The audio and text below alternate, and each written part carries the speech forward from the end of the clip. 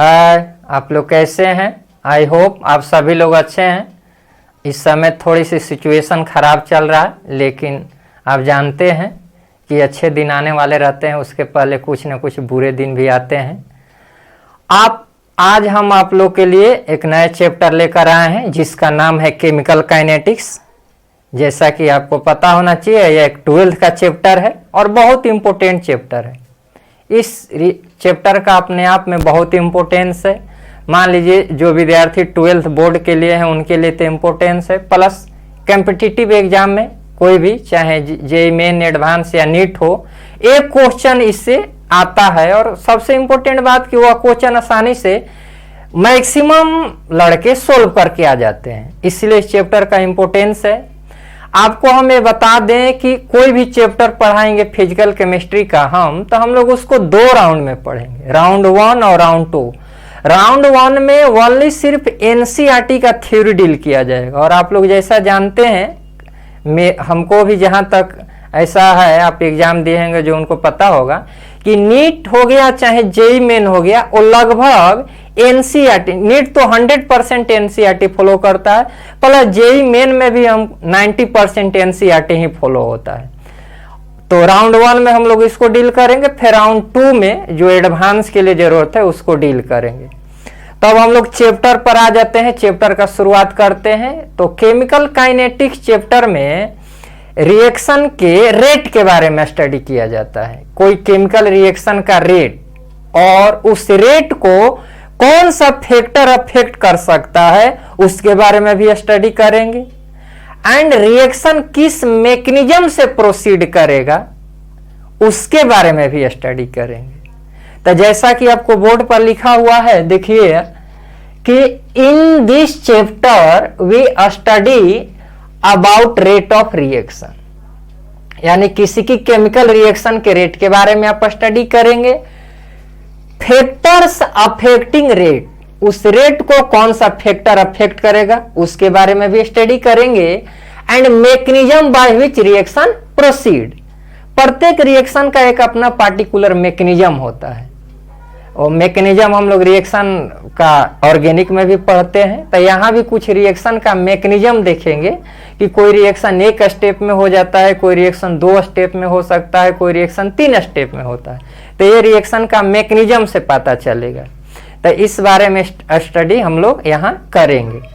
अब आपको हम एक चीज इन्फॉर्म कर रहे हैं कि अगर कोई केमिकल रिएक्शन हो रहा है, कोई भी आप रिएक्शन लेबोरेटरी में करवा रहे हैं, यानी कुछ रिएक्टेंट लिए हैं, कुछ अमाउंट का रिएक्टेंट, और आप उससे कुछ प्रोडक्ट बना रहे हैं। अब रिएक्टेंट से प्रोडक्ट बना रहे हैं, तो अब यहाँ पहला सिचुएशन ये होता है, पहला कंडीशन आपके सामने ये रहेगा कि क्या यह रिएक्शन रिएक्टेंट से प्रोडक्ट में जा पाएगा कि नहीं, यानी फॉरवर्ड डायरेक्शन में यह रिएक्शन फिजिबल है कि नॉन फिजिबल है।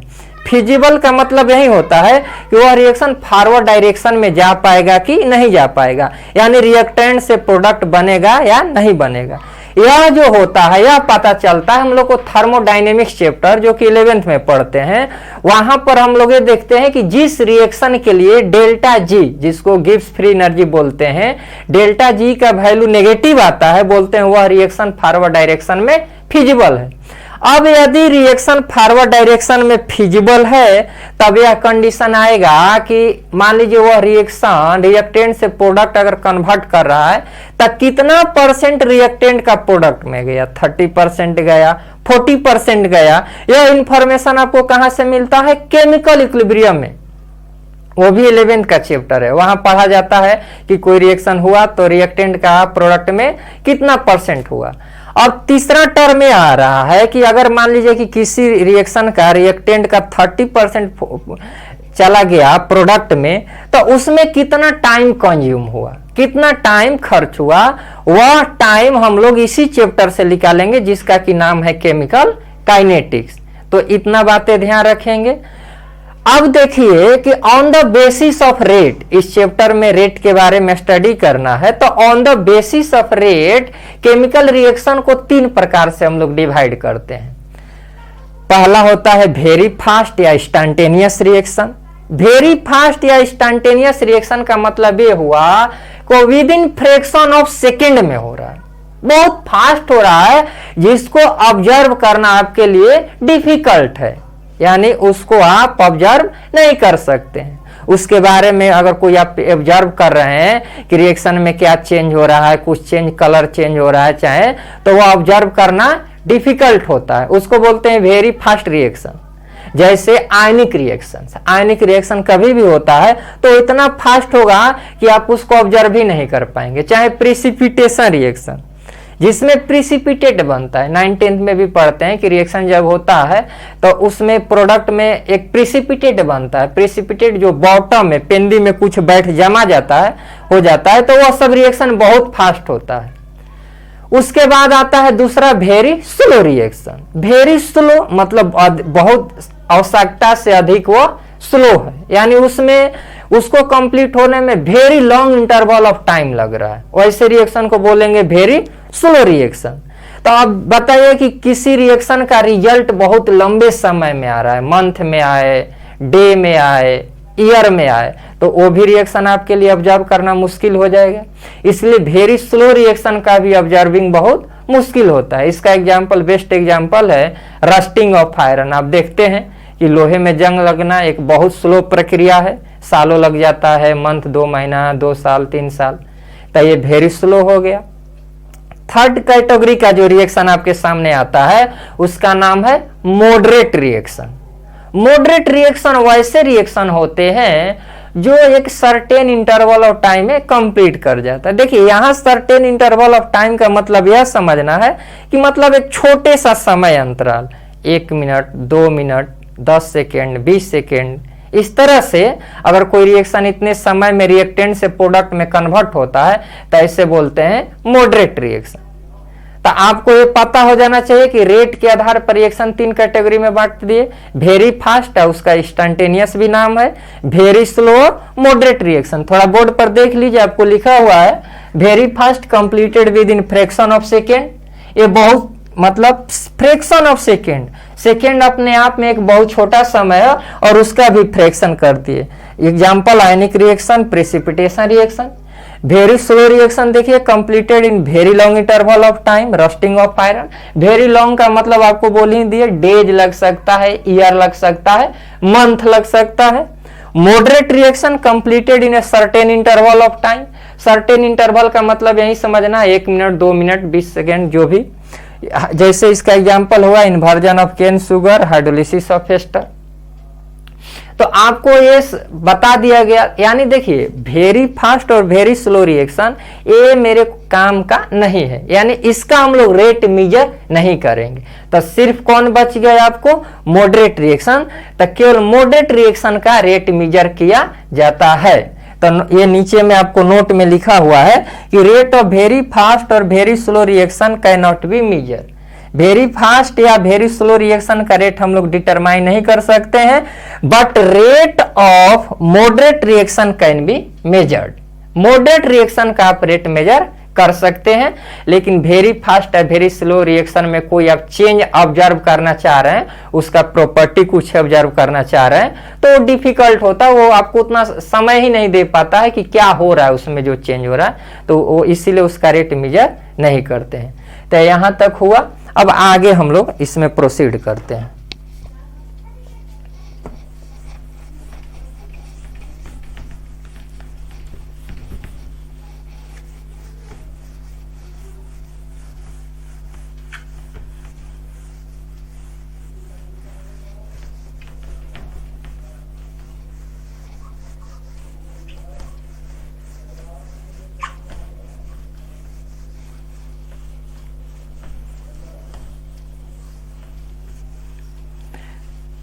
अब इसमें हम आपको देखिए 2 तरह का और रिएक्शन होता है। On the basis of steps, on the basis of steps chemical reactions are divided into 2 part. Step का मतलब समझ रहे हैं ना, single step, double step, triple step. तो स्टेप के आधार पर केमिकल रिएक्शन को हम लोग 2 कैटेगरी में बांटते हैं। एक का नाम है एलिमेंट्री रिएक्शन और दूसरे का नाम है कॉम्प्लेक्स रिएक्शन। तो इसको यहां लिखते हैं।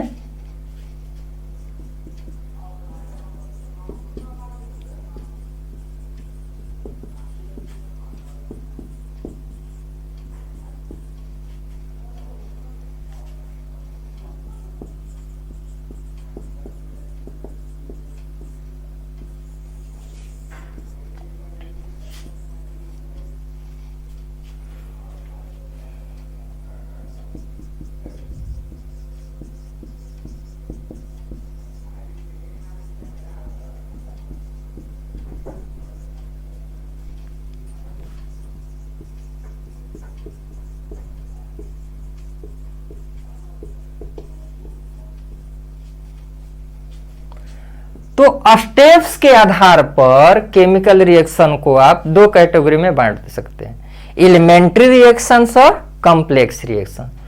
जो रिएक्शन सिंगल स्टेप में कंप्लीट हो जाए, यानी रिएक्टेंट्स का कन्वर्जन जो प्रोडक्ट में हो रहा है उसमें एक ही स्टेप लग रहा है, वैसे रिएक्शन को हम लोग एलिमेंट्री रिएक्शन बोलते हैं।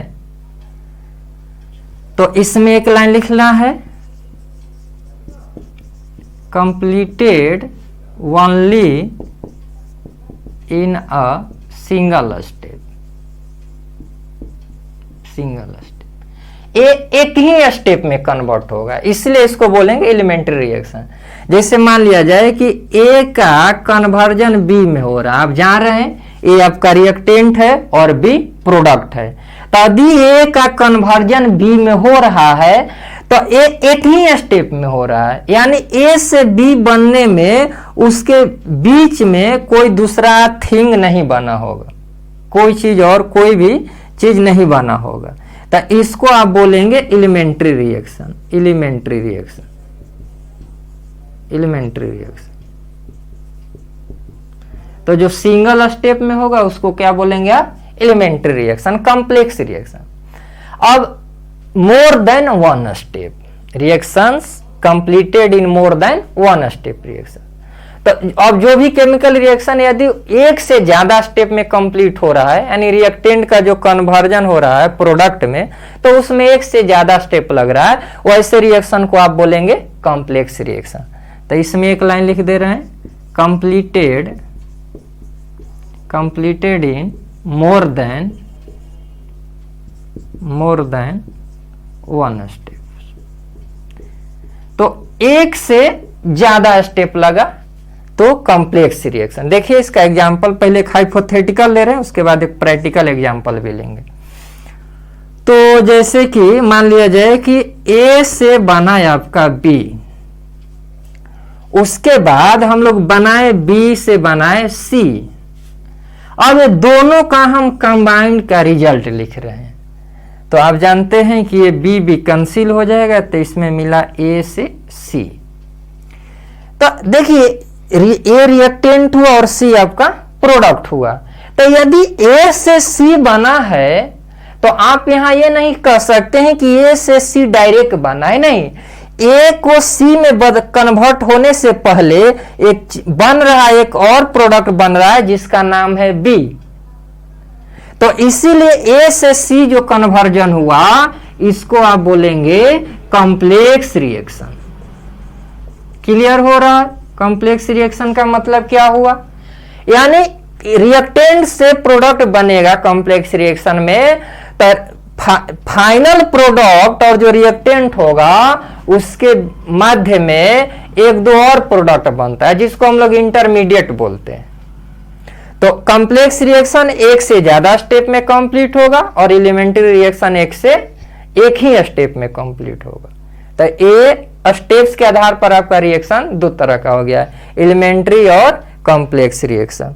जैसे एक मान लीजिए प्रैक्टिकल एग्जांपल आपको हम कॉम्प्लेक्स रिएक्शन का ले रहे हैं। जैसे कि मान लिया जाए कि आपको ए रिएक्शन आप पढ़े होंगे 10th में भी कि अगर हाइड्रोजन पेरोक्साइड डिकम्पोज होता है तो वाटर बनता है 2 मोल प्लस O2 बनता है। ऐसे तो यह देखकर लग रहा है कि H2O2 का डायरेक्ट कन्वर्जन हो गया वाटर प्लस O2 में, लेकिन नहीं, ऐसा नहीं है। यह रिएक्शन 2 स्टेप में होता है, यह रिएक्शन 2 स्टेप में होता है और यह एक कॉम्प्लेक्स रिएक्शन, यह एक कॉम्प्लेक्स रिएक्शन। यह जैसे देखिए स्टेप पहले क्या होता है कि H2O2 डिकम्पोज करता है H2O प्लस O में, और ये स्लो स्टेप होता है, स्लो स्टेप। उसके बाद क्या होता है, O प्लस O कंबाइंड करता है तब बनाता है O2, और ये फाइनली इसको जोड़ देते हैं तो ऊपर वाला आपका रिएक्शन मिल जाएगा। इसमें मान लिया जाए ये जो आपका पूरा है इसमें 2 से मल्टीप्लाई कीजिएगा ताकि बैलेंस करने के लिए, तो 2H2O2 से बन जाएगा वहीं प्रोडक्ट जो ऊपर बना है लिखने की जरूरत नहीं है। और ए नीचे वाला फास्ट होता है। तो ए अगर नहीं भी दिखेगा तो ये तो लिखा हुआ है, फाइनल रिजल्ट है। तो यहां पर एक चीज ध्यान देना होगा कि कॉम्प्लेक्स रिएक्शन में फास्ट प्रोसेस कुछ होता है, जो स्टेप होता है कुछ स्टेप फास्ट होगा और एक उसमें स्लो स्टेप होता है। कॉम्प्लेक्स रिएक्शन में दो तरह का स्टेप हो, जैसे एक दो स्टेप है, 3 स्टेप भी हो सकता है, तो उसमें स्लो होगा और फास्ट होगा। तो किसी भी रिएक्शन के लिए जो स्लो स्टेप होता है वो रेट डिटरमाइनिंग स्टेप होता है। यानी अगर किसी रिएक्शन का रेट मेजर करना है कॉम्प्लेक्स रिएक्शन का, तो वो किस स्टेप से मेजर होगा, उसके स्लो स्टेप से। रेट डिटरमाइनिंग में फास्ट स्टेप का कोई भी काम नहीं होता है।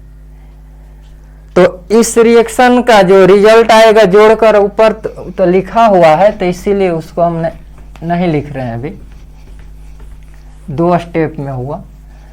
तो यहां से आप 2 चीज सीखे, और ये सब बहुत बेसिक है कि स्टेप के आधार पर आपका रिएक्शन 2 प्रकार का होगा, एलिमेंट्री और कॉम्प्लेक्स। एलिमेंट्री रिएक्शन वह होगा जो सिंगल स्टेप में कंप्लीट कर जाए, और कॉम्प्लेक्स रिएक्शन वो होगा जो एक से ज्यादा स्टेप में कंप्लीट कर जाए। अब हम लोग आगे बढ़ते हैं। अब इस चैप्टर का मेन यहां से हम लोग शुरुआत कर रहे हैं, जो है जैसे हम लोग शुरू में देखे ना कि इसमें रिएक्शन के रेट के बारे में स्टडी करेंगे। तब यहां आता है कि व्हाट इज रेट। यह क्वेश्चन एराइज होता है कि व्हाट इज रेट। देखिए, अगर आपसे कोई पूछता है कि व्हाट इज रेट, मतलब केवल रेट डिफाइन करना है, तो रेट का मतलब होता है चेंज इन एनीथिंग पर यूनिट टाइम। किसी भी चीज में चेंज हो रहा है टाइम के रिस्पेक्ट में, वह चेंज को ही रेट बोला जाता है। तो रेट का सिंपली मतलब हुआ change in time with respect to, change in anything with respect to time. जैसे आप फिजिक्स में पढ़ते हैं कि rate of change of displacement with respect to time is called velocity. तो वह वेलोसिटी क्या है, एक रेट है, मेजर कर रहा है। तो अब हम लोग यहाँ केमिकल रिएक्शन के रेट के बारे में पढ़ेंगे। तो केमिकल रिएक्शन के रेट के बारे में पढ़ेंगे, तो यहाँ हम केवल हेडिंग दे रहे हैं रेट, लेकिन आप समझेंगे कि केमिकल रिएक्शन का रेट है। तो यहां पर क्या चेंज करेगा, यहां पर आपका रिएक्शन का क्या चेंज करेगा। देखिए, आप समझिए, यहां पर जो आपका चेंज करने वाला है, आप केमिकल इक्विलिब्रियम में पढ़े होंगे कि रिएक्टेंट से प्रोडक्ट बनता है, तो जैसे मोल के टर्म में उसको एक्सप्रेस कर सकते हैं, प्रेशर के टर्म में एक्सप्रेस कर सकते हैं, और कंसंट्रेशन के टर्म में भी एक्सप्रेस कर सकते हैं कि रिएक्टेंट का 4 मोल है तो 10 मिनट के बाद वो प्रोडक्ट में कितना टूटेगा। चाहे उस इतना प्रेशर, गैसियस अगर रिएक्शन है तब प्रेशर के टर्म में भी मेजर होता है। तो यहां पर जो चेंज मेजर होगा, खासकर केमिकल काइनेटिक में, अधिकतम समय, ज्यादा टाइम हम ये देखेंगे कंसंट्रेशन के टर्म में उसको मेजर करेंगे। तो ये थोड़ा सा रेट डिफाइन करने से पहले थोड़ा सा एक बेसिक चीज देख लीजिए, कंसंट्रेशन क्या होता है। कंसंट्रेशन, तो कंसंट्रेशन का मतलब ये होता है, यहां पर जो देखेंगे मोलारिटी, और मोलारिटी जो होता है मोल बाय वॉल्यूम, या इसको मोल पर लीटर भी बोलते हैं, मोल पर लीटर। मोलारिटी को कैपिटल एम से डिनोट करते हैं। देखिए, 11th में चाहे 12th का सॉल्यूशन चैप्टर में भी पढ़ेंगे हम लोग, कंसंट्रेशन टर्म ऐसा नहीं कि केवल मोलारिटी होता है। कंसंट्रेशन टर्म में मोलारिटी आता है, मोलालिटी आता है, नॉर्मालिटी आता है, और भी बहुत चीज है। लेकिन यहाँ जो हम मेनली फोकस कर रहे हैं मोलारिटी पर, तो मोलारिटी को कैपिटल एम से डिनोट करेंगे। मोलारिटी को डिफाइन किया जाता है मोल बाय वॉल्यूम, वॉल्यूम लीटर में होना चाहिए, मोल बाई वॉल्यूम, वॉल्यूम लीटर में, तो इसीलिए इसको बोल सकते हैं मोल पर लीटर। इसको मोलारिटी को शॉर्ट में कैपिटल एम से डिनोट करते हैं। तो जैसे मान लीजिए ऐसे लिखा हुआ है कोई चीज स्क्वायर ब्रैकेट में, तो इसको पढ़ने का क्या तरीका, इसको पढ़ते हैं कंसंट्रेशन ऑफ ए,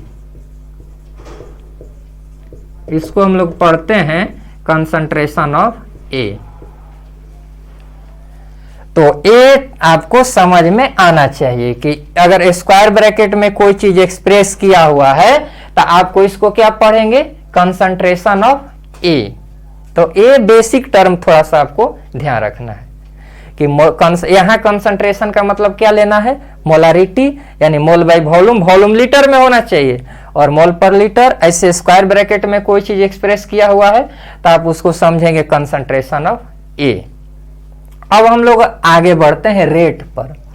तो रेट क्या है, तो रेट है कि किसी भी रिएक्टेंट या प्रोडक्ट का कंसंट्रेशन में जो चेंज होगा टाइम के रिस्पेक्ट में, वही यहां रेट कहलाएगा। हम लोग यहां पर जो रेट केमिकल रिएक्शन का डिफाइन करेंगे कि change in concentration of any reactant और product per unit time is defined as rate. यानी किसी भी रिएक्टेंट और प्रोडक्ट के कंसंट्रेशन में जो चेंज हो रहा है किसके रिस्पेक्ट में, टाइम के रिस्पेक्ट में, उसको हम लोग क्या डिफाइन करेंगे, रेट। तो रेट आप अच्छी तरह से समझ गए होंगे। देखिए हम बार बार कंसंट्रेशन का ले रहे हैं, लेकिन आगे हम लोग और फॉर्मूला देखेंगे, ऐसा नहीं, प्रेशर में भी चेंज हो सकता है गैसियस रिएक्शन के लिए।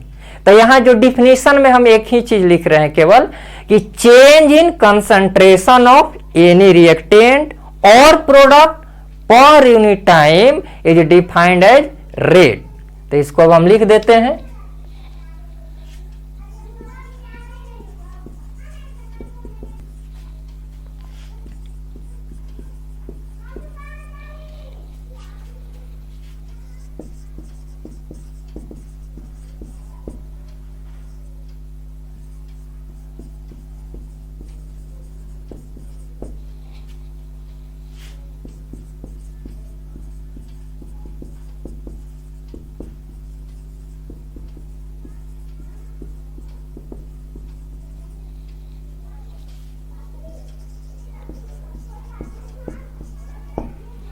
और किसका रेट डिफाइन कर रहे हैं आप, केमिकल रिएक्शन का। केमिस्ट्री में पढ़ रहे हैं तो भाई केमिकल रिएक्शन का ही रेट डिफाइन करेंगे। तो डिफिनेशन आप देख ही लिए कि change in concentration of any reactant और product per unit time is defined as rate. यानी रेट को सिंपली आप क्या लिखेंगे फॉर्मूला के तौर में कि change in concentration, change in concentration बटा में टाइम इंटरवल।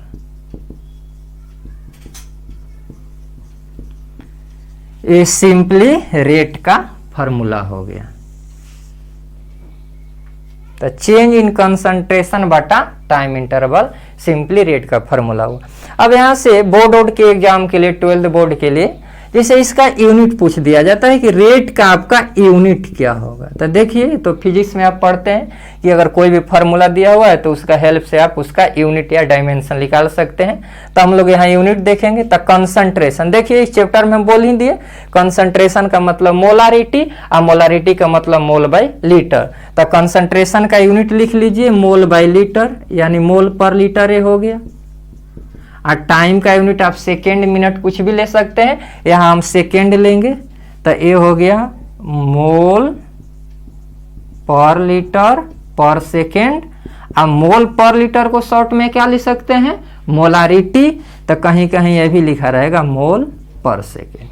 तो यूनिट बोर्ड के लिए इंपॉर्टेंट है, और मान लीजिए कॉम्पिटिटिव के लिए है तो कोई सवाल सॉल्व करते हैं तो यूनिट टर्म में लिखना रहता है। तो अब यहाँ देख लीजिए, टाइम हम यहाँ सेकेंड में लिया है। सवाल में अगर मान लीजिए मिनट में दिया है, आपसे आंसर सेकेंड में पूछ रहा है तो आप उसको कन्वर्ट कर सकते हैं, इतना तो जान ही रहे। चाहे आवर में दिया है तभी उसको सेकेंड या मिनट में कन्वर्ट कर सकते हैं। तो सिंपली आप रेट का फॉर्मूला ध्यान रखें, चेंज इन कंसंट्रेशन बटा टाइम इंटरवल। अब एक चीज आप ये ध्यान रखिए कि रेट एक पॉजिटिव क्वांटिटी होता है, रेट कभी भी नेगेटिव नहीं होगा। Rate is always a positive quantity. और टाइम के रिस्पेक्ट में रिएक्टेंट का कंसंट्रेशन हमेशा डिक्रीज करेगा और प्रोडक्ट का कंसंट्रेशन इंक्रीज करेगा। ये आपको ध्यान होना चाहिए। और आप अगर 11th में पढ़े होंगे तो समझ में आ रहा होगा, चाहे अभी हम लोग यहां देखेंगे। तब पहले ये एक नोट कर लीजिए कि rate is always positive, rate कभी भी नेगेटिव नहीं होगा, तो रेट हमेशा पॉजिटिव होगा, तो रेट इज ऑलवेज पॉजिटिव। अब हम लोग देखते हैं, इसमें आगे बढ़ते हैं। अभी तो एकदम सिंपली रेट का फॉर्मूला लिखे हैं और आगे थोड़ा सा इसमें रेट के बारे में ज़्यादा चर्चा करना है।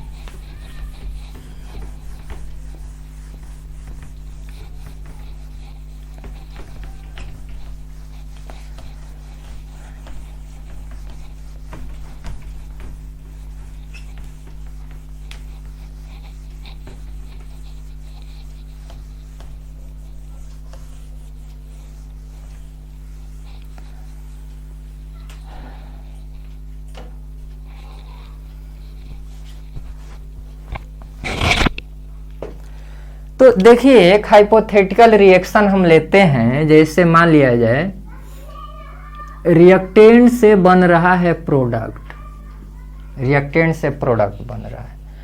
अब मान लिया जाए, हम मान लेते हैं कि T बराबर 0 पर इसका जो कंसंट्रेशन है C1 है, कंसंट्रेशन C1 है। प्रोडक्ट का कंसंट्रेशन क्या होगा T बराबर 0 पर? 0 होगा। ये यहां से रिएक्टेंट का कन्वर्जन आपका प्रोडक्ट में हो रहा है। तो T बराबर 0 पर मान लिए कि रिएक्टेंट का कंसंट्रेशन C1 है। कंसंट्रेशन मतलब यहाँ अमाउंट समझिए ना, कि कोई चीज आप बनाना चाह रहे हैं तो शुरुआत में जो मटेरियल खरीद कर लाते हैं तो उसको हम लोग रिएक्टेंट बोलते हैं। तो शुरुआत में इनिशियली आपके पास क्या रहेगा? रिएक्टेंट। जैसे आप सब्जी बनाना है तो पहले तो हरा सब्जी मार्केट से खरीद के लाते हैं, तो उस समय आपसे पूछा जाएगा कि बना हुआ सब्जी, पका हुआ सब्जी कितना है, तो बोलिएगा 0 है, क्योंकि उसके लिए आपको समय देना पड़ेगा, 10 मिनट 20 मिनट जो भी सब्जी बनाने में समय लगेगा। तो जब भी T बराबर 0 पर एक्सप्रेस करेंगे तो हमको हमेशा केवल क्या दिखेगा? रिएक्टेंट। और T बराबर 0 पर क्या देखेगा? प्रोडक्ट क्या देखेगा? 0, क्योंकि अभी तो प्रोडक्ट बना ही नहीं है। अब रिएक्शन स्टार्ट होगा तो धीरे धीरे रिएक्टेंट का कन्वर्जन किस में होगा? प्रोडक्ट में। रिएक्शन जब भी स्टार्ट होता है तब रिएक्टेंट का धीरे धीरे डिसोसिएशन होता है और वह डिसोसिएट होके कहां चला जाता है? प्रोडक्ट में। तो प्रोडक्ट में यदि जाएगा तो अब मान लिया जाए कि उसके लिए 2 मिनट समय लगा, जो भी 3 मिनट, तो मान लेते हैं कि T बराबर T समय के बाद, मतलब T बराबर T का मतलब क्या? 2 मिनट 10 मिनट जो भी 20 सेकेंड, कितना टाइम इंटरवल के बाद आप ऑब्जर्व करना चाहते हैं। तो T बराबर T समय पर मान लेते हैं कि इसका कंसंट्रेशन हो गया C2। T बराबर T समय पर आपका रिएक्टेंट का कंसंट्रेशन क्या हो गया? C2, और इसका कंसंट्रेशन मान लेते हैं C3, क्योंकि अब रिएक्टेंट का कुछ पार्ट टूटकर किधर चला गया है? प्रोडक्ट में। यानी अब T बराबर T पर प्रोडक्ट 0 नहीं कह सकते हैं, नहीं तो गलत हो जाएगा, क्योंकि अब तो रिएक्शन जब आप स्टार्ट करवा दिए तो धीरे धीरे रिएक्टेंट का कन्वर्जन प्रोडक्ट में हो रहा, यानी कुछ ना कुछ रिएक्टेंट का अमाउंट किधर चला गया है? प्रोडक्ट में।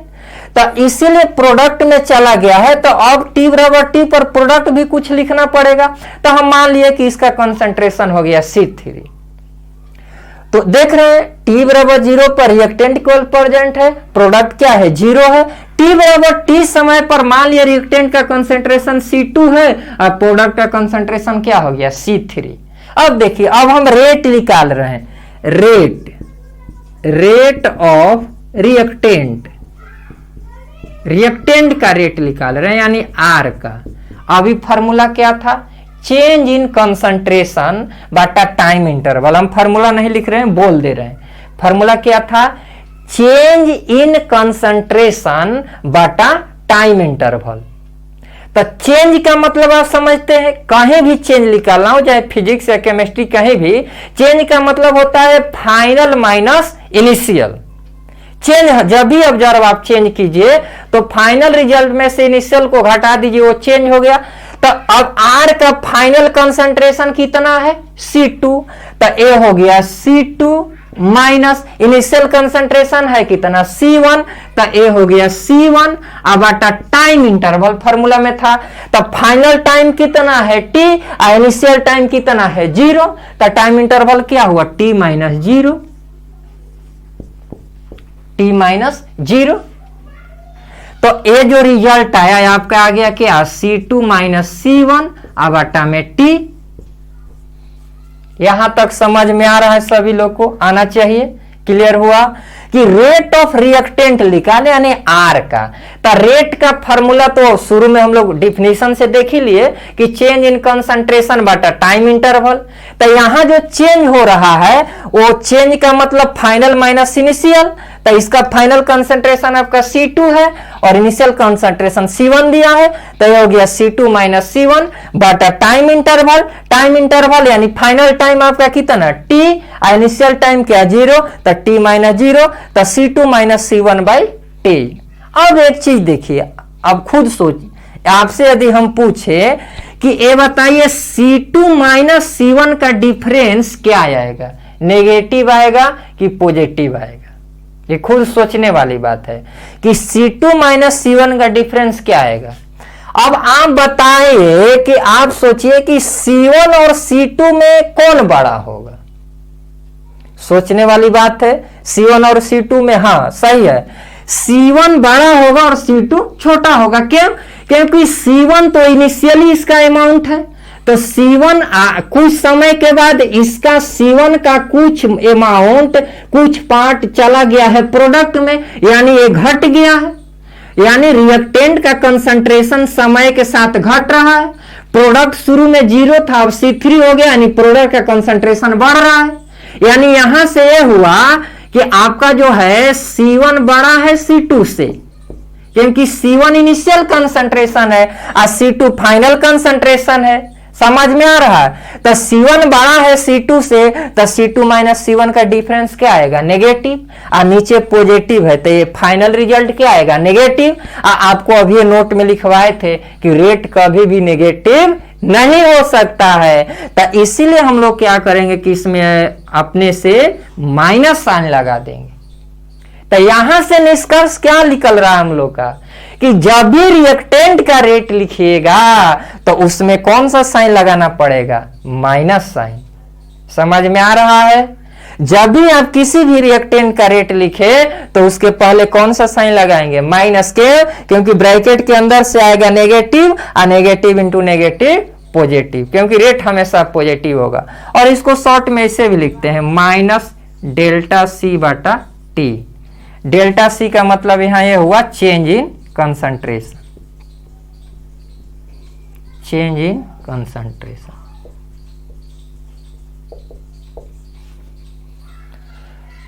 तो अब यहां पर देखिए ये C1, अगर C1 क्या है? C1 क्या है?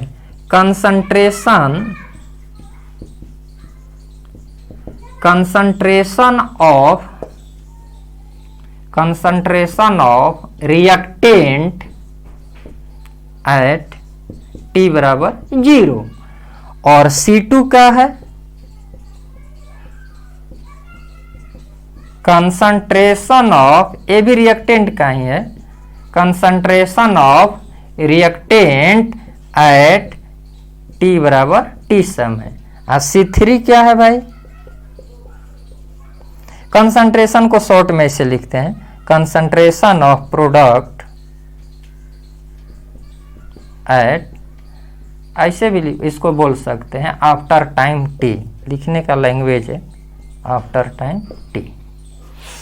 तो C1 रिएक्टेंट का इनिशियल कंसंट्रेशन है और C2 रिएक्टेंट का फाइनल कंसंट्रेशन है।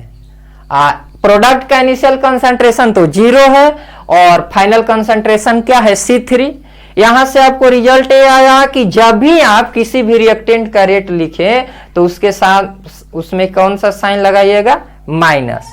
अब हम लोग इसका रेट लिखते हैं, किसका रेट लिखते हैं? प्रोडक्ट का। रेट ऑफ प्रोडक्ट यानी पी का रेट लिखते हैं। इसका फॉर्मूला भी वही है, फॉर्मूला बोल देते हैं, चेंज इन कंसंट्रेशन बटा time interval. Change in concentration बटा टाइम। अब इसका चेंज लिखा लिए फाइनल कितना C3, तो C3 इनिशियल कितना 0 बटा में टाइम तो वही लगेगा T माइनस 0, तो T माइनस 0, तो ये क्या हो गया C3/T। ये ऑलरेडी पॉजिटिव है, तो यानी इस ये पॉजिटिव आ रहा है, तो इसमें कोई साइन लगाने की जरूरत नहीं है, यानी हमेशा ये पॉजिटिव होगा। तो प्रोडक्ट का कंसंट्रेशन हमेशा पॉजिटिव होगा, तो इसीलिए ये हमेशा पॉजिटिव होगा, ये पॉजिटिव आएगा। और रिएक्टेंट का कंसंट्रेशन में रेट जो लिखते हैं उसमें माइनस लगाते हैं। अब प्रोडक्ट का रेट तो हमेशा पॉजिटिव आएगा, यानी प्लस साइन उसको मेजर करेंगे। तो कैसे भी किसी भी रिएक्टेंट और प्रोडक्ट का रेट कैसे लिखना है आपको समझ में आना चाहिए, बहुत इंपॉर्टेंट है रेट लिखने के लिए। रिएक्टेंट का रेट ऑब्जर्व करना है 2 मिनट पर, 3 मिनट पर, किसी प्रोडक्ट का रेट मेजर करना है 2-3 मिनट पर। तो इसमें एक चीजें ध्यान रख लीजिए कि जब भी कोई भी रिएक्टेंट का रेट एक्सप्रेशन करेंगे तो हम लोग उसमें पहले माइनस साइन लगा देंगे, अब प्रोडक्ट का करेंगे तो उसमें प्लस साइन लगा देंगे। तो यहां तक रेट का हुआ, अब इसमें आगे हम लोग बढ़ते हैं।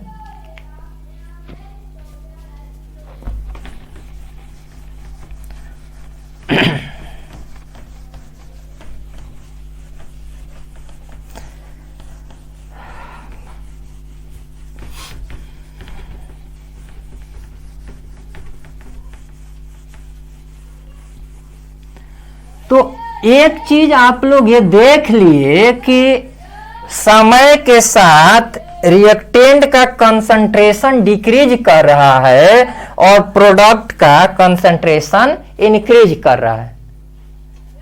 देख लिए कि कंसंट्रेशन रिएक्टेंट का टाइम के अनुसार डिक्रीज करेगा। नेगेटिव साइन आया था जब रेट निकाल रहे थे, इसीलिए उस रिएक्टेंट का जो रेट लिखते हैं उसमें नेगेटिव साइन पहले भी लगा देते हैं हम लोग। अब प्रोडक्ट का कंसंट्रेशन इंक्रीज करता है, यानी वो हमेशा पॉजिटिव आता है। तो जब भी रिएक्टेंट का रेट एक्सप्रेस करिएगा तो उसके पहले नेगेटिव साइन लगाना पड़ेगा। आप प्रोडक्ट का साइन एक्सप्रेस करेंगे तो पॉजिटिव लगाते हैं। ऐसे पॉजिटिव तो ऐसे भी माना जाता है, लेकिन ये मतलब इसमें कन्वेंशन चलता है कि प्लस लिख दिया जाता है। तो रेट को शॉर्ट में अब जैसे लिखे कि रेट को क्या लिख सकते हैं कि प्लस माइनस डेल्टा सी बटा डेल्टा टी। डेल्टा सी क्या होगा आपका? Change in concentration. सी मतलब तो चेंज इन कंसंट्रेशन, और डेल्टा टी अब जान ही रहे हो गया टाइम इंटरवल। और प्लस साइन किसके लिए आएगा? प्रोडक्ट के लिए, और माइनस साइन किसके लिए आएगा? रिएक्टेंट के लिए। तो ये आपका हो गया। तो जैसे रेट को आप ऐसे भी मान लीजिए, अगर वर्ड में लिखा जाए तो रेट को ऐसे भी लिख सकते हैं कि डिक्रीज इन कंसंट्रेशन। देखिए कंसंट्रेशन को शॉर्ट में हम ऐसे लिखते हैं, decrease in concentration of reactant बटा टाइम इंटरवल, या ऐसे भी लिख सकते हैं increase in concentration of product बटा टाइम। तो एक्सप्रेस करने का अलग अलग बुकों में लिखा हुआ कहीं मिलेगा तो मान लीजिए आपको नया नहीं लगे, इसीलिए हम लिख दिए, नहीं तो ये मेन तो वही समझ ही लिए। रेट का मतलब ये होता है चेंज इन कंसंट्रेशन बटा टाइम।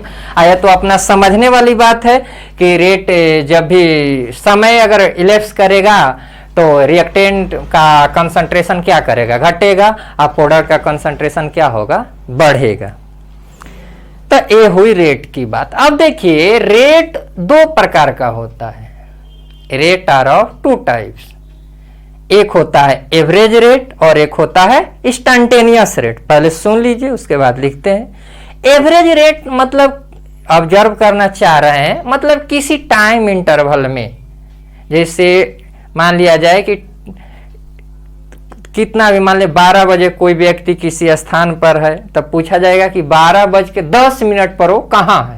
तो उसमें टाइम इंटरवल का गैप हुआ ना 10 मिनट का, 12 से 10 में, तो वह एक टाइम इंटरवल हुआ, तो उसको एवरेज बोलते हैं। आज जैसे कोई पूछा जाए किसी स्टैंड कि 12 बज रहा है, किसी के बारे में पूछा जाए कि वह अभी कहाँ है, तो 12 बजे ही वह कहाँ है, तो वह हुआ उसी स्टैंड, यानी उसके स्टैंड यानी इंस्टैंटेनियस रेट। तो किसी टाइम, एक सर्टेन टाइम इंटरवल में जब रेट एक्सप्रेस करेंगे तो उसको हम लोग एवरेज रेट बोलेंगे। और किसी स्टैंड अगर रेट मेजर करेंगे, किसी स्टैंड t बराबर 2 सेकेंड पर किसी रिएक्शन का, चाहे t बराबर 3 सेकेंड यानी 2 मिनट पर, तो हुआ इंस्टैंटेनियस रेट। तो रेट दो प्रकार का होगा, एवरेज रेट और इंस्टैंटेनियस रेट।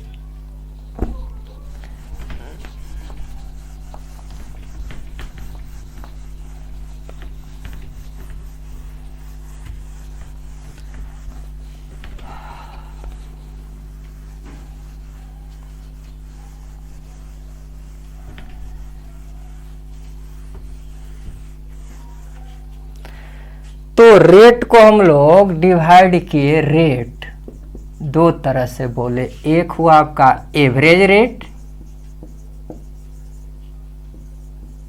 एवरेज रेट, और दूसरा करेंगे इंस्टैंटेनियस रेट। तो ये क्या हुआ, rate measure during a certain interval of time.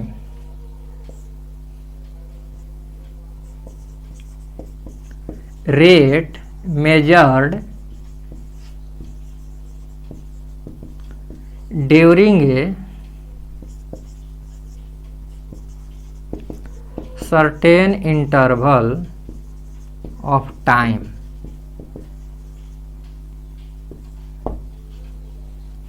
और एक क्या हुआ,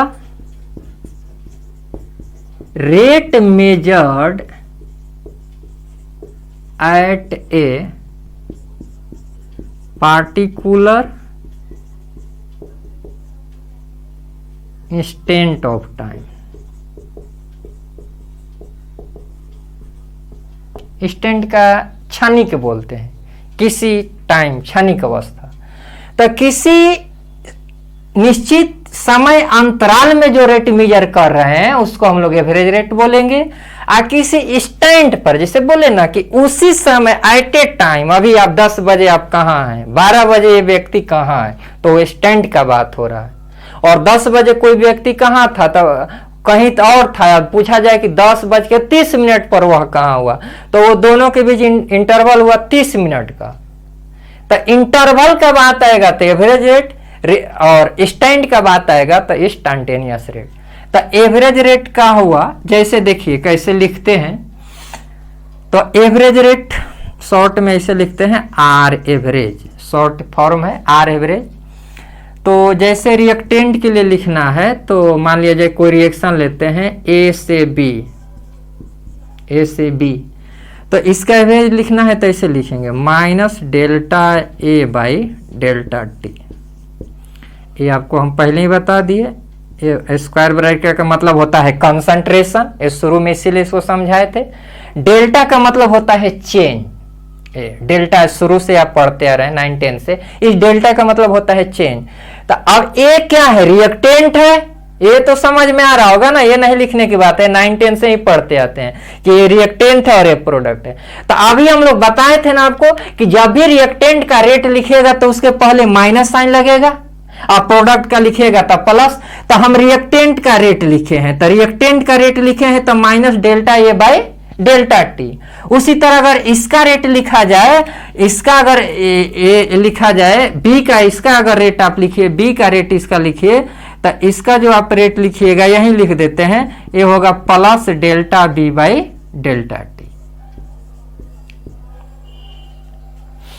तो एवरेज रेट में डेल्टा वर्ड का यूज करना है। ये तो कंसंट्रेशन है, change in concentration of B बटा डेल्टा टी टाइम इंटरवल, और ए का जो रेट लिखे minus delta A by delta T. तो रिएक्टेंट में हमेशा नेगेटिव लगाइए, प्रोडक्ट में हमेशा पॉजिटिव लगाइए। ए रेट एक्सप्रेशन का टर्म है, तो इसको ध्यान रखेंगे। अब आते हैं इंस्टैन्टेनियस रेट का। तो इंस्टैन्टेनियस रेट जो होता है, आर इंस्टैन्टेनियस होता है, वो अगर इसी को लिखना हो, इसी रिएक्शन के लिए हम लिख रहे हैं, तो ए होगा minus D A by D T, और ये बराबर होगा plus D B by D T. देखिए ये मैथमेटिकल वर्ड है। मैं अगर जो लोग मैथमेटिक्स का स्टूडेंट है, चाहे बायोलॉजी का भी होंगे, तो थोड़ा बहुत डिफ्रेंसिएशन पढ़ाया जाता है। तो जैसे लिखते हैं dy by D x, dy by D x का क्या मतलब होता है, और स्मॉल चेंज, x के रेस्पेक्ट में y का कितना चेंजिंग हो रहा है, तो उसको बोलते हैं स्मॉल चेंज। तो ये हो गया डी बाई डी टी, यानी टाइम के रेस्पेक्ट में ए के कंसंट्रेशन में जो चेंज हुआ। तो यहां डी लग गया ना, मतलब स्मॉल चेंज, बहुत छोटा चेंज, यानी वह चेंज को हम लोग लगभग जीरो मानते हैं। उस चेंज को हम लोग लगभग जीरो मानते हैं। जैसे 1 लिखा हुआ है, यहां पर मान लीजिए ये 1 है, कोई लिख दिया 1.00000001। अब बोला जाए कि यहां चेंज क्या हुआ, तो इस चेंज को हम लोग ऑलमोस्ट जीरो मानेंगे, 10 to 0। तो इंस्टैन्टेनियस का मतलब में जो एक टाइम इंटरवल है डी टी, ये स्मॉल चेंज है। तो यहां पर डेल्टा टी का मतलब होता है लार्ज चेंज, लार्ज चेंज। और डी टी का क्या मतलब होता है, small change, very small change, very small change. That is delta T tends to zero, mathematics word.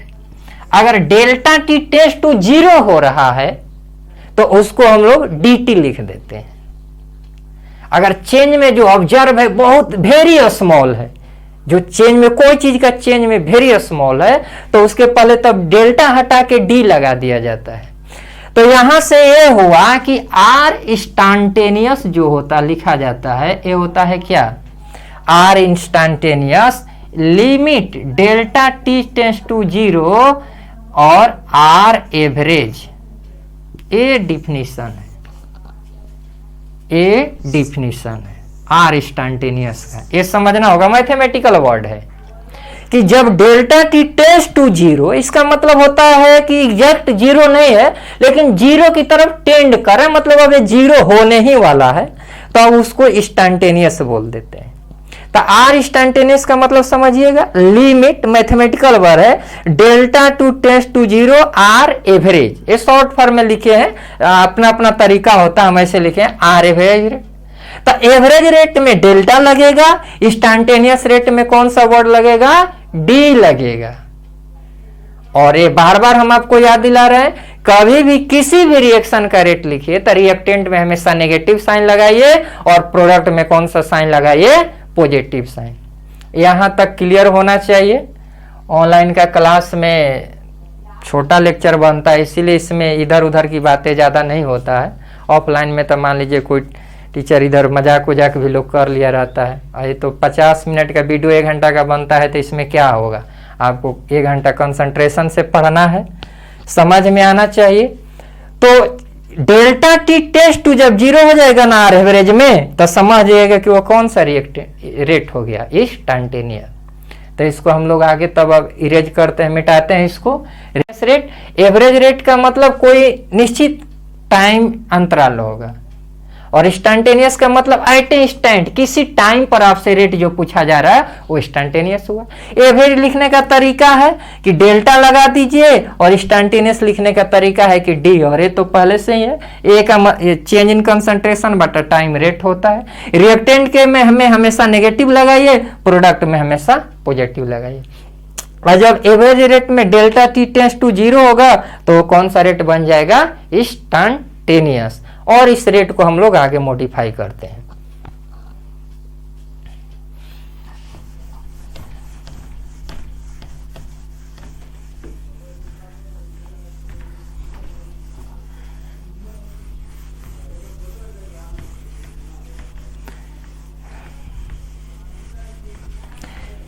Concentration बना के पढ़ना है तभी कुछ होगा।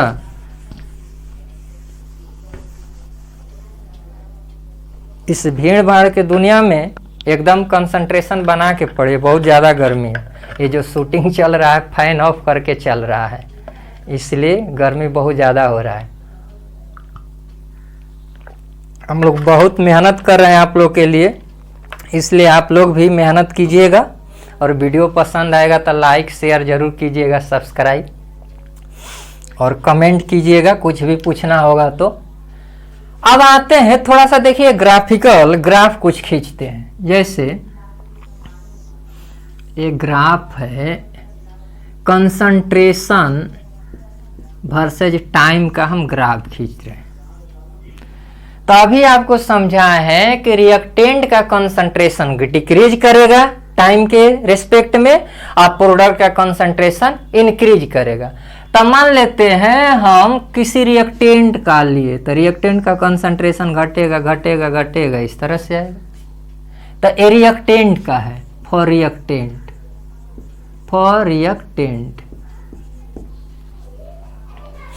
अब देखिए मान लेते हैं ए तो t बराबर 0 समय होगा, ए t बराबर t1 जो भी। तो मान लेते हैं कि ए t1 ए टाइम है सेकेंड में, जो भी आप ले सकते हैं। अब ये तो आप पे निर्भर है, टाइम सेकेंड मिनट आवर में। तो मान लेते हैं कि हम लोग का जो ए t1 है, ए टाइम t1 है, तो ए टाइम एक्सिस है, तो इस पर t1 रिप्रेजेंट कीजिएगा। एक कंसंट्रेशन है तो इस पर कंसंट्रेशन, तो टाइम t1 पर मान लेते हैं आपका कंसंट्रेशन c1 है। समझ रहे हैं, ग्राफिकल है। टाइम t1 पर इसके पैरेलल लाइन खींचेंगे, जहां कट करेगा वहां से इसके पैरेलल खींचेंगे तो कंसंट्रेशन c1 है। अब मान लेते हैं कुछ और टाइम बीता, कुछ और टाइम इलेप्स हुआ आपका, तो मान लेते हैं टाइम है t2 पर, तो t2 के रेस्पेक्ट में यहां से, तो t2 पर कंसंट्रेशन c2 है। तो देखिए तो एक घट रहा है ना, ऐसे डिक्रीज कर रहा है। तो शुरू में कंसंट्रेशन ज्यादा है और बाद में कंसंट्रेशन क्या है, कम हो गया। तो कंसंट्रेशन आपका फाइनल कंसंट्रेशन t2 पर c2 हो गया और t1 पर कंसंट्रेशन क्या है, c1 है। अब आपसे कोई पूछा जाए इसका रेट निकालना, एवरेज रेट, आर एवरेज। अब ये क्या है, रिएक्टेंट है। ये क्या है, रिएक्टेंट है। तो रिएक्टेंट का रेट आप जाने minus delta C by delta T, change in concentration बटा टाइम। रिएक्टेंट में हमेशा नेगेटिव लगाना है। तो अब देखिए चेंज लिखिए, तो क्या हो गया, फाइनल हमेशा चेंज में होगा, फाइनल माइनस इनिशियल। तो फाइनल क्या है, C2, तो C2 माइनस C1 बटा में time interval T2 minus T1। तो ग्राफ के सहायता से भी अगर कोई कभी कभी सवाल में आएगा, ग्राफ दिया हुआ है अलग अलग टाइम पर, उसका दिया हुआ है, तो अलग अलग टाइम पर दिया हुआ है, तो आप उस ग्राफ के सहायता से एवरेज रेट निकाल सकते हैं। एवरेज रेट निकाल सकते हैं और इंस्टेंटेनियस भी निकाल सकते हैं। अब इंस्टेंटेनियस कैसे निकलेगा, अब इंस्टेंटेनियस का मतलब ये होगा कि आपको या तो पूछेगा कि T2 पर इंस्टेंटेनियस निकालिए चाहे T1 पर निकालिए, इंटरवल उसके लिए नहीं देगा। उसके लिए एक आपको पार्टिकुलर टाइम दिया जाएगा और उसी पार्टिकुलर टाइम पर क्या पूछा जाएगा, इंस्टेंटेनियस रेट। समझ में आ रहा है क्या चल रहा है। तो एवरेज में तो आपको टाइम इंटरवल मिल गया, लेकिन इंस्टेंटेनियस में क्या मिलेगा, पार्टिकुलर टाइम पर पूछा जाएगा। तो मान लेते हैं कि अगर इस पर आपको निकालना हो इंस्टेंटेनियस रेट इस टाइम पर, तो क्या करना है कि आप इस पर एक टेंजेंट ड्रॉ कर दीजिए, टेंजेंट ड्रॉ कर दीजिए। मैथमेटिकल है जी, देखिएगा एक टेंजेंट लाइन ड्रॉ कर दीजिए और यह इस जिस पॉइंट पर पूछा जाएगा उसी को टच करते हुए आपको एक टेंजेंट लाइन ड्रॉ कर देना। अगर टेंजेंट लाइन ड्रॉ हो गया तो ये इसका स्लोप है, थीटा स्लोप है, थीटा स्लोप। यही जो स्लोप होगा यही देगा इंस्टेंटेनियस रेट, इंस्टेंटेनियस रेट। ये सब फिजिक्स में ज्यादा आप लोग पढ़ते हैं, मैथमेटिक्स में। तो ये जो स्लोप होगा ना, यही जो स्लोप होगा ये थीटा, इसी का वैल्यू क्या आ जाएगा, इंस्टेंटेनियस रेट। तो कुछ ना कुछ उसका मान दिया हुआ रहेगा। अब लोग इसमें कोई कंफ्यूजन नहीं होना चाहिए। अब जैसे इसका स्लोप निकालना है, थोड़ा मैथमेटिक्स से बता देते हैं। तो जैसे एंगल थीटा निकालना है तो आप ए एंगल निकाल लीजिए। अब ए एंगल निकालना है तो देखो, ए हुआ तुम्हारा बेस और ए यहाँ कहाँ से लाइन काटा है, ए हुआ तुम्हारा परपेंडिकुलर। अरे समझ में आ रहा है जी, मैथमेटिक्स है, ये केमिस्ट्री नहीं है। ए हुआ बेस, ए हुआ परपेंडिकुलर, ए एंगल कुछ ही मान लो, अगर ये थीटा है तो 180 माइनस थीटा होगा। टाइन थीटा लगा दो, परपेंडिकुलर बाई बेस, टाइन थीटा लगा देंगे, ये परपेंडिकुलर बाई बेस, टाइन थीटा का मान जो आएगा वही स्लोप हो जाएगा। तो आपका यहाँ से इंस्टेंटेनियस रेट भी निकल जाएगा। तो स्लोप का वैल्यू क्या देगा, इंस्टेंटेनियस रेट। एवरेज रेट तो सबसे सिंपल है, चेंज इन कंसंट्रेशन बटा क्या, टाइम। तो ये थोड़ा सा ग्राफ की सहायता से देख लिए हम लोग कि इंस्टेंटेनियस रेट और एवरेज रेट कैसे निकालते हैं। तो ये ग्राफिकल अप्रोच भी थोड़ा बहुत आना चाहिए, कंपटीशन के लिए इम्पोर्टेंट है। एग्जाम में फिगर उगर बनाए के रहता है। फिगर वाला सवाल बहुत आसान होता है, लोगों को लगता है फिगर देकर बहुत लोग डर जाते हैं तो क्या, लेकिन उसको समझ में अगर अप्रोच सही है तो आपको सवाल आसानी से सोल्व हो जाएगा। क्योंकि फिगर दिया है तो आधा काम तो पहले वहीं कर दिया है, बस आपको कॉन्सेप्ट सही सा पकड़ना है। तो एवरेज रेट और इंस्टेंटेनियस रेट ग्राफिकल अप्रोच भी हम लोग देख लिए। अब इसमें हम लोग आगे प्रोसीड करेंगे।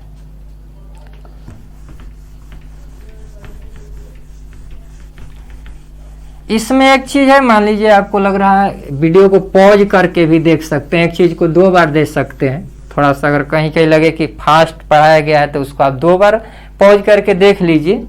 क्योंकि वीडियो बनाना में अगर बहुत ज़्यादा समय लिया जाए तो बहुत ज़्यादा वीडियो हो जाएगा एक ही चैप्टर में, तो इसीलिए दोनों देख कर चला जा रहा है। अब देखिए, रेट लिखने तो आप लोग समझ गए। रेट मतलब जैसे कि रेट लिखना है तो चेंज इन कंसंट्रेशन बटा टाइम। रिएक्टेंट का रेट लिखना है तो उसमें नेगेटिव साइन पहले लगेगा, प्रोडक्ट का साइन लिखना है तो उसमें पॉजिटिव। अब किसी रिएक्शन का रेट लिख रहे हैं with respect to their stoichiometric coefficient, बहुत इंपॉर्टेंट है, सवाल यहीं से बनेगा, कोई भी सवाल में यहां से ज्यादा यूज होगा। अब अगर आप किसी भी रिएक्शन का रेट लिख रहे हैं तो उसमें उसका स्टिचियोमेट्रिक कोफिशिएंट का भी एक्सप्रेशन होता है, आपको ये पता होना चाहिए। अभी हम शुरू में ये नहीं इसका डिस्कशन किए, क्योंकि थोड़ा सा पहले सोचे कि पहले रेट को हम लोग सिंपली डिफाइन कर लेते हैं। तो अब हेडिंग दीजिए rate of reaction, rate of reaction. Short में रिएक्शन को हम ऐसे लिखते हैं, rate of reaction with respect to stoichiometric coefficient.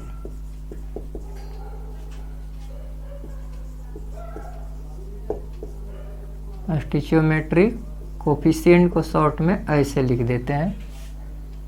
तो किसी रिएक्शन का अगर रेट लिखना है तो उसमें उसका स्टिचियोमेट्रिक कोफिशिएंट का इंपॉर्टेंस क्या होता है, ये जानना बहुत जरूरी है।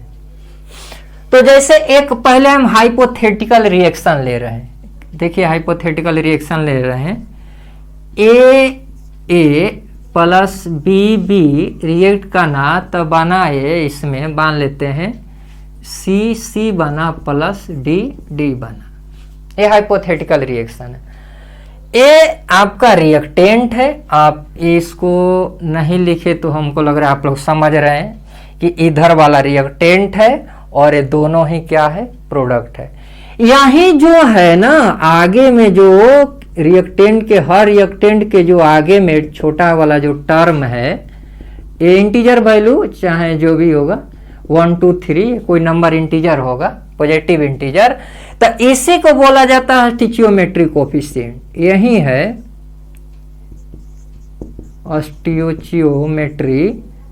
स्टिचियोमेट्रिक कोफिशिएंट। हिंदी में बोले सीधे तो इसको गुणांक बोलते हैं, गुणांक। तो यही जो है ना आगे में इसका प्रत्येक रिएक्टेंट प्रोडक्ट का जो पहले होगा, एक जो इंटीजर होगा 1 2 3 अलग अलग रिएक्शन में अलग अलग होगा, वो हम लोग देखेंगे अभी। तो इसी को बोलते हैं स्टिचियोमेट्रिक कोफिशिएंट।